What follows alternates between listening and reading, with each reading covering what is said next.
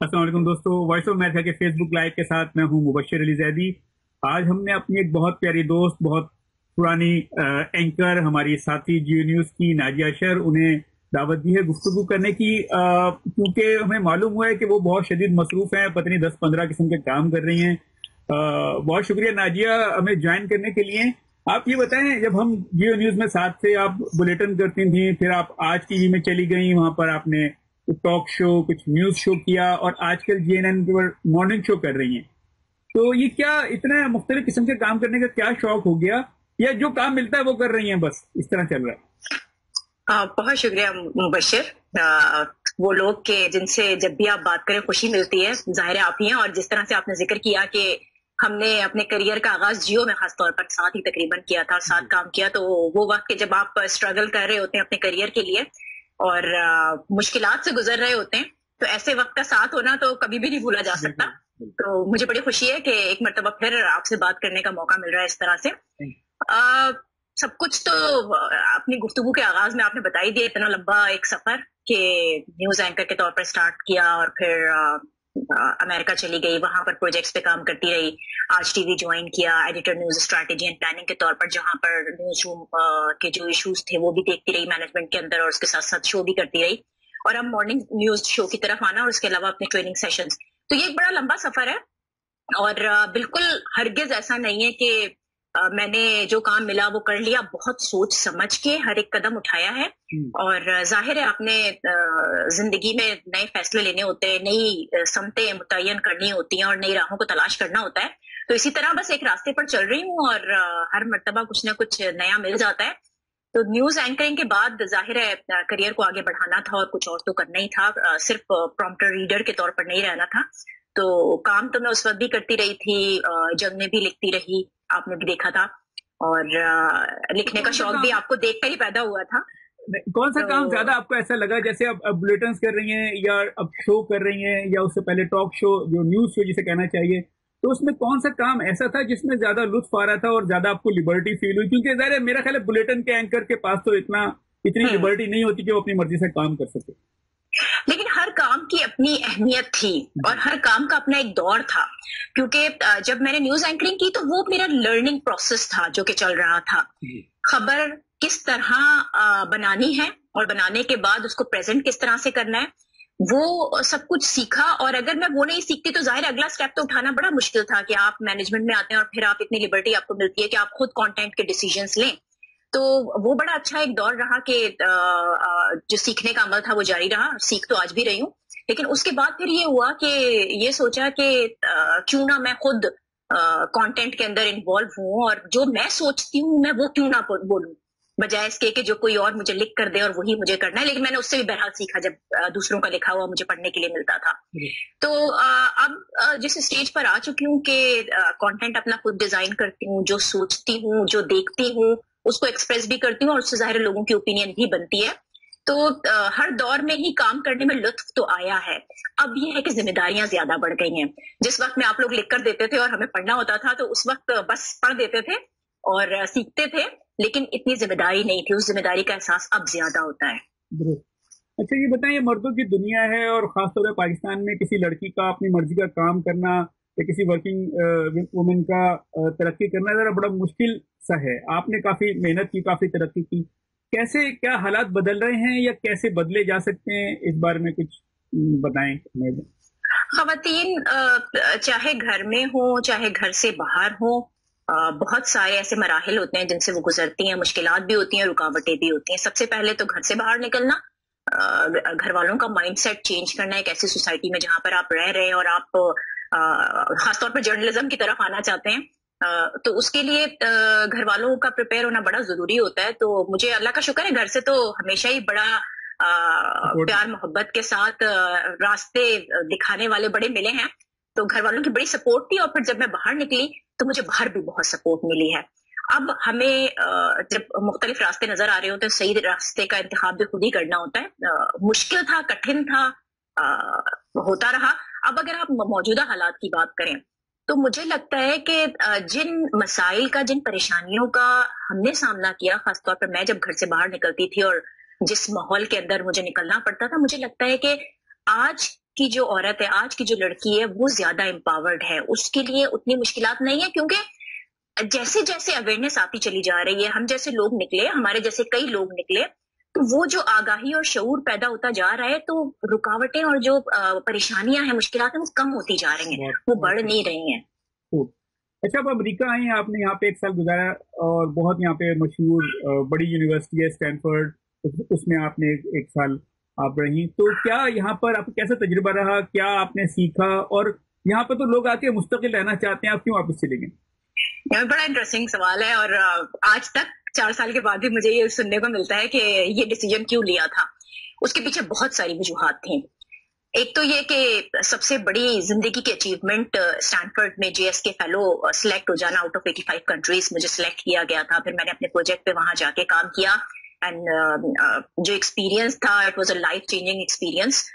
وہ ہمارا جو زندگی کا دور رہا, ہمیں ایک خواب لگتا ہے, کیونکہ پوری دنیا سے 20 فیلو سلیکٹ ہوئے, اینڈ صرف ایک فیلو کے لیے فیلوشپ نہیں تھی, فیملی فیلوشپ تھی. پوری فیملی کے ساتھ جا کر سلیکن ویلی میں 1 سال تک رہنا, ایکسپیرینس بڑا زبردست تھا. بہت کچھ سیکھا, سیکھنے کے جو مواقع تھے کسی طور پر چھوڑنا نہیں چاہتی تھی. باقی فیلوز تو اور بھی بہت کچھ کام کر رہے ہوتے تھے, کلاسز میں اتنا انوالو نہیں ہوتے تھے, لیکن ایک میں واحد فیلو تھی جو چاہتی تھی کہ تمام کلاسز میں یہاں سے لے لوں, اسٹینفورڈ میں جو کچھ مل رہا ہے میں سب کچھ سیکھ کر چلی جاؤں پاکستان, کیونکہ مجھے واپس جانا ہے. تو وہ والا ایکسپیرینس بڑا زبردست رہا تھا. لیکن واپس آنے کا جو ڈیسیژن لیا, اس کے پیچھے بہت ساری وجوہات تھیں. سب سے پہلے تو فیملی سسٹم, کیونکہ میں ہمیشہ سے ایک بھرے پورے گھر کے اندر رہی, ماشاءاللہ سے 7 بہن بھائی. تو اس کے بعد پھر یہ تھا کہ جب میری شادی ہوئی تو جوائنٹ فیملی سسٹم میں ہی رہی ہوں, کیونکہ ہمارے یہاں ایک روایت ہے, رہتی ہیں ساری لڑکیاں جوائنٹ فیملی سسٹم میں. تو یہاں پر جب میں گھر والوں کے ساتھ رہ رہی تھی اور پھر میں بچوں کو لے کر وہاں پر چلی گئی, تو مجھے یہ لگا کہ جو تربیت ہماری ہوئی ہے شاید میں اپنے بچوں کی نہ کر سکوں, اور گھر والوں کو بہت زیادہ مس کرتی تھی. تو وہ ہوم سکنس بھی تھی, اور دوسرا یہ تھا کہ بچوں کو ان کے گرینڈ پیرنٹس سے الگ رکھنا. مجھے لگا کہ نئی کریئر اور یہ دوسرے اچھے ممالک میں جا کر رہنا, یہ سب کچھ ہو جاتا ہے, لیکن جو زندگی گزرتی ہے وہ اپنوں کے ساتھ ہی گزرتی ہے. تو وہ جو خوشی ہوتی ہے وہ کہیں نہیں مل سکتی. تو بس میرا خیال ہے کہ سب سے بڑا جو ہمارا فیصلہ تھا وہ یہی تھا کہ نئی زندگی اپنے لوگوں کے ساتھ گزارنی ہے. اور پھر دوسرا کریئر کے لحاظ سے یہ تھا کہ جو کام کر رہی تھی وہ وہاں کے لیے نہیں تھا. مجھے لگا کہ میں وہاں پر سیکھنے کے لیے گئی تھی, میں وہاں پر ایک پروجیکٹ کرنے کے لیے گئی تھی, اور جب میں نے وہ کر لیا کمپلیٹ, تو مجھے اس کی امپلیمنٹیشن تو پاکستان میں ہی آ کر کرنی ہے, وہ وہاں پر امپلیمنٹ ہو نہیں سکتا تھا. تو 2 چیزیں, ایک تو پرسنل لائف تھی, دوسرا یہ تھا کہ جو کریئر تھا وہ دونوں مجھے لگا کہ نہیں, مجھے پاکستان میں آ کر ہی کرنے ہیں. تو بس پاکستان واپس آ گئی. واپس آ کر پھر آپ نے وہ کیسے اسے امپلیمنٹ کیا, جو کچھ آپ نے وہاں سے سیکھا؟ آپ نے ایک ادارہ بنایا ہے یہ شاید صحافیوں کو تربیت وغیرہ فراہم کر رہا ہے, اس بارے میں بتائیں کیا نام ہے اس کا اور کیا آپ کام کر رہے ہیں؟ اسٹینفورڈ جب میں گئی تھی تو میرا پروجیکٹ تھا safety and security of journalist. وہاں پر جب میں نے اس پر کام کیا تو یہ ایک اسپیسیفک ٹاپک تھا جو کہ سیفٹی سے ریلیٹڈ تھا. اب جب میں یہاں پر واپس آئی تو میں نے پاکستان میں first time design thinking work shops یہاں پر متعارف کرائیں. ڈیزائن تھنکنگ تو پہلے بھی ہو رہی تھی, لیکن ڈیزائن تھنکنگ فار جرنلسٹ, اور وہ بھی سیفٹی اینڈ سیکیورٹی ایشوز کے ساتھ. تو یہاں پر میں نے جو ورک شاپس کرائیں کراچی پریس کلب کے ساتھ, پھر آئی بی اے میں یہاں پر ایک سینٹر اسٹیبلش ہوا, C E J, center of excellence in journalism. تو جس وقت میں اسٹینفورڈ میں تھی اس وقت میں نے سی ای جے کے بارے میں سنا تھا, اور مجھے بڑی خوشی تھی, اور میں نے یہ سوچا کہ جب میں واپس پاکستان جاؤں گی تو میں سی ای جے کے ساتھ کام ضرور کروں گی. اور میری خوش قسمتی کہ جب میں واپس آئی تو پہلی ورک شاپ جو میں نے آئی بی اے میں کرائی وہ safety and security of journalist design thinking سے ریلیٹڈ, وہ سی ای جے میں ہی کرائی تھی. پھر میں نے اسلام آباد, لاہور میں بھی جا کر ورک شاپس کرائیں. تو انڈیویجولی تو میں یہ ورک شاپس کرا رہی تھی, لیکن پھر میں نے سوچا کہ اس پروجیکٹ کو ایکسٹینڈ کرنا چاہیے, اور اس کو ایکسٹینڈ کرنے کے لیے پھر اس پر کام کرنا شروع کیا. اور جو جرنلسٹ کی ٹریننگ کے پروگرامز تھے ان کو تھوڑا سا میں نے اور وسیع کرنے کے لیے پھر کچھ لوگوں کو بھی اپنے ساتھ ملایا, اور ہم نے ایک بنیادی طور پر ایک چھوٹی سی آرگنائزیشن کی بنیاد رکھی ہے, GNMI, global neighbourhood for media innovation.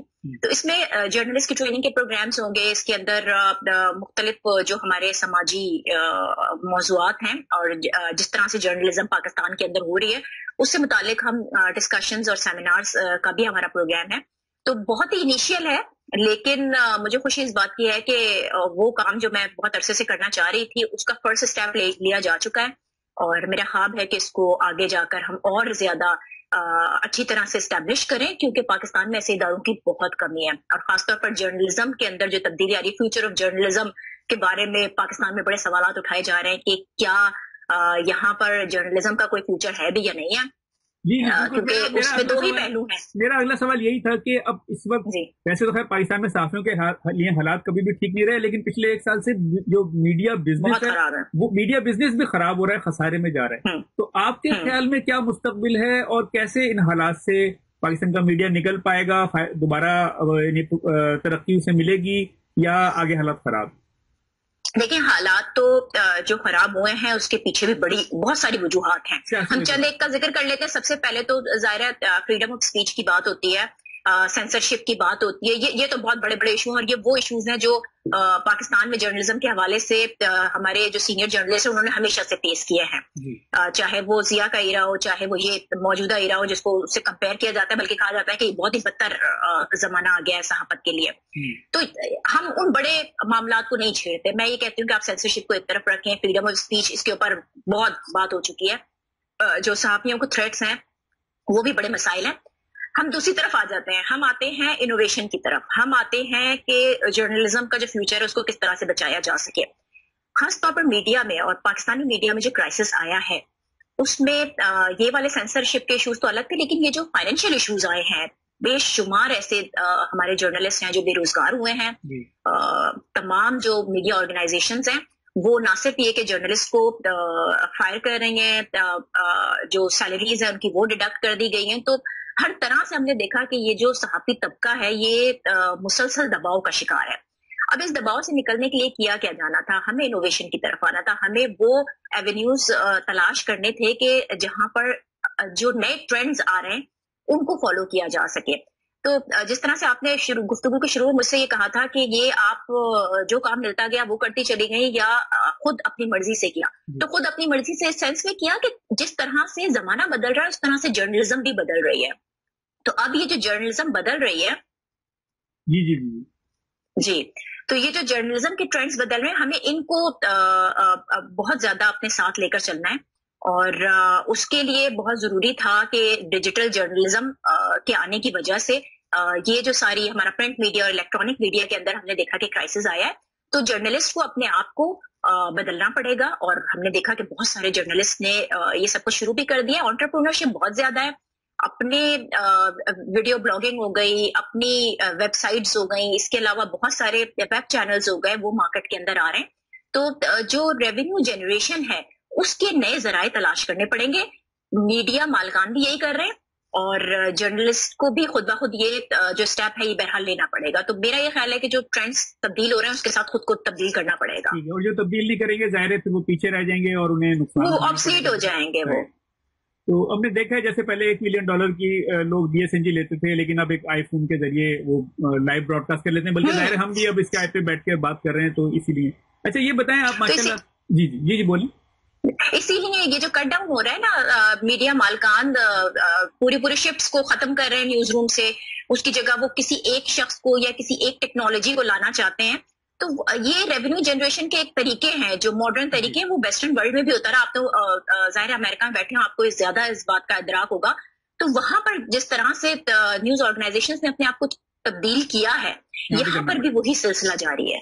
اچھا مجھے بس یہ آخر میں ایک سوال آپ کی ذاتی مصروفیات کے بارے میں، ظاہر آپ ماشاءاللہ شادی شدہ ہیں، آپ نے بتایا خاندان، سسرال، بچے، شوہر بھی آپ کے میڈیا میں، گھر دفتر میں بھی وقت دینا ہے، گھر پہ بھی وقت دینا ہے، پھر آپ نے ایک یہ ادارہ بنا لیا ٹریننگ کا، پھر مجھے یاد ہے 2-3 سال پہلے میں نے بھی اور آپ نے بھی ایک ساتھ ہی ایم فل میں PhD کے لیے داخلہ لیا تھا، میں تو آ گیا ہوں، تو وہ یہ اتنے سارے کاموں میں کہاں آپ کو لج گئی، یہ کیسے وقت نکالتی ہیں سب کے لیے؟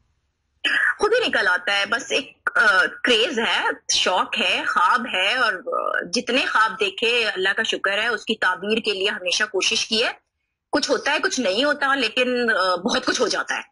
تو مجھے یہ ہے کہ میں خواب دیکھنا نہیں چھوڑتی کبھی، تو جہاں میں نے اپنے آپ کو آن اسکرین رکھا، جہاں میں نے ٹریننگز کے لیے اپنی آرگنائزیشن کی بنیاد رکھی، ایم فل کے لیے میں گئی اور میرا MS تو کمپلیٹ ہو چکا ہے، ریسرچ باقی ہے، لیکن مصروفیات بہت زیادہ ہے، تو کہیں نہ کہیں سے ٹائم نکال کر جو شوق ہے اپنا اس کو پورا کرنے کی ضرور کوشش کرتی ہوں. اور جس طرح سے ہماری یہ جو گفتگو سٹارٹ ہوئی اس سے پہلے ہماری جو بات ہو رہی تھی کہ نیند کے اوپر کمپرومائز نہیں کرتی، تو پوری نیند لیتی ہوں اور ایک نئے جذبے کے ساتھ، نئی انرجی کے ساتھ نئے کام پر لگ جاتی ہوں. ٹھیک ہے ناجیہ، بہت شکریہ، بہت اچھا لگا آپ سے بات کر کے اور آپ کے بارے میں جان کے، اور میرا خیال ہے کہ آپ کے بے شمار لاکھوں فین ہیں، وہ بھی یہ گفتگو سن کے بہت خوش ہوں گے.